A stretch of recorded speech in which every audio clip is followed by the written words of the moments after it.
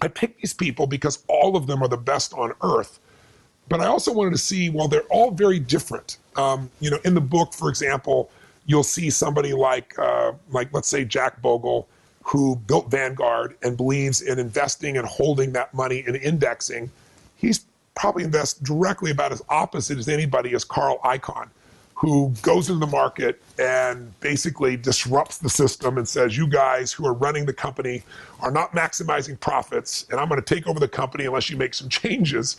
And I'm grossly generalizing what he does. It's much more deep than that, but that's a good metaphor for it. And so they're very different. I mean, Carl is pretty intense. Jack's pretty intense too, but about different issues. I actually had the privilege, by the way, of introducing the two of them. That's how far I came on this journey of 4 years. They both known about each other for decades and both fans of each other, but I got to introduce them. But the reason I bring it up is you might say, well, they have totally different approaches. What do I do? Or you might see Kyle Bass has a completely different form of investing, let's say, than another person. Or maybe, again, looking at somebody like Sir John Templeton and seeing his ideas, you invest when there's blood in the streets, when everybody's freaking out, when they know the world's over, because people give up their investments for pennies on the dollar, and then things always come back and you make a lot of money. So there's lots of different approaches here. And so I picked a dozen in that section of the very best of the best, and I decided to share them all. But I want you to know that they do have some things in common. What they all have in common universally, not only the people on the video, but virtually everybody that I interviewed, they all are completely obsessed with not losing. Not losing to them is as important as winning. They say, well, what do you mean? Not losing money. Do you remember Warren Buffett's favorite quote when he says, here's the key to investing, it's only 2 rules. Rule number 1, don't lose money. Rule number 2, see rule number 1, right? And that came from actually his teacher. He's been sharing that his whole life because it's the focus. Guys like Paul Tudor Jones, to make money 28 years in a row through stock markets crashes and ups and downs of bonds and changes in the financial system and 9/11 and everything we've gone through, the subprime crisis, to make money 28 straight years, you got to be focused. You better not lose money, because when you lose money, people don't realize what it means. Most people don't realize that if you lost 50% of what you invested, it takes 100% for you to get even. Because when you lose that money, you have less money to invest, and so now it's going to take even more to get even. If you lose 60%, it takes 200% of your money to get even. So it's not a 1-to-1 ratio that people don't understand, and these great investors know you can't afford to lose money, and so they have all these systems and ways to do it. What else do they have in common? Well, all of them go after what they call asymmetrical risk reward. Now stay with me, it's a big word, asymmetrical. It just means that they want to get a small amount of risk with a lot more possible reward. If I'm going to take risks, they say, I want to take as little risk as possible for as much upside as possible. So when you go through those chapters, you'll see, for example, that Paul Tudor Jones, when I first worked with him, he was having a little bit of a challenging time. And he brought me in to do a turnaround on him. And when I came in, I got a chance to study the films of him from the past. I got a chance to interview Druckenmiller, who was George Soros' right arm. Druckenmiller, Stanley, is a guy that made $1 billion in a day when England was having problems with their currency. And so I got to interview some amazing people. And they all helped me to figure out that when Paul was at his best, when they're at their best, Paul always made an investment where he was risking $1, being certain that what he was going to risk in was going to make him $5, almost a 500% return. Now, all these guys know they're going to be wrong. So Paul's view is, if I risk $1 and I'm certain I'm going to make 5, if I'm wrong, I can risk another $1 and still make 4, another still make 3. Paul could be wrong 4 times out of 5 and still be even and not lose money. If he's right 3 times out of 5, he's going to make 20%. If he's right more than that, he's going to make a fortune. That's how you make money. They make money because the average person does the opposite. The average person risks $1 to make how much?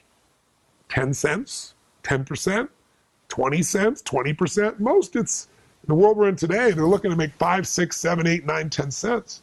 How often can you be wrong? Not very often. So you said, Tony, but where do I find investments like that? That's the hard part. But these guys have done it. And I interviewed Kyle Bass.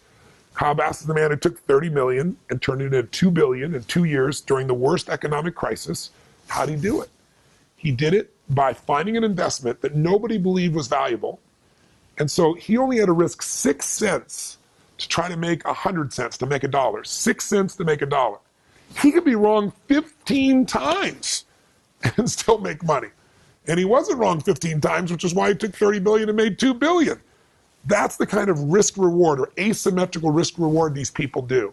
So I've been looking for those investments through my fiduciary. I've got amazing fiduciary and people of that nature. And when you find these types of investment, it's amazing. Be sure to read the chapter. I'm not going to give it away here, but there's a Kyle Bass explained how he taught his children how to make an investment where they could lose money never. Whatever they invested in would never lose money. It'd always be worth what they put in it, but it would be worth 36% more on the first day they had it and could be worth 100% more in the near future. So be sure to read that and find out about it. But that's the second thing they have in common. They all believe in take small risks, get huge rewards. Even people in business. You look at somebody like Sir Richard Branson, such a brilliant man. And I've met Richard many times, and brilliant guy, very, very good man. And you look at what he's done in business and you say, well, Richard takes crazy risks.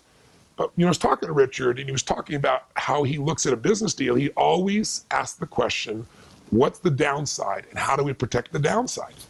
And yet you think of risk as you think of Richard as this crazy risk taker.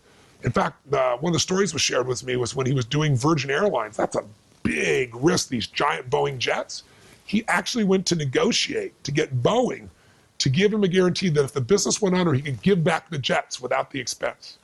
I mean, that's asymmetrical risk reward, right? That's pretty brilliant. Third, what do they have in common? They all absolutely know beyond a shadow of a doubt that they're going to be wrong. They aren't like the talking heads on television who say it's all going to go my way. And so they all have an extraordinary structured commitment of asset protection where they divide up their assets so that when they're wrong, that they still make money. Ray Dalio is probably the most powerful example of that as he built what he calls his all-weather strategy.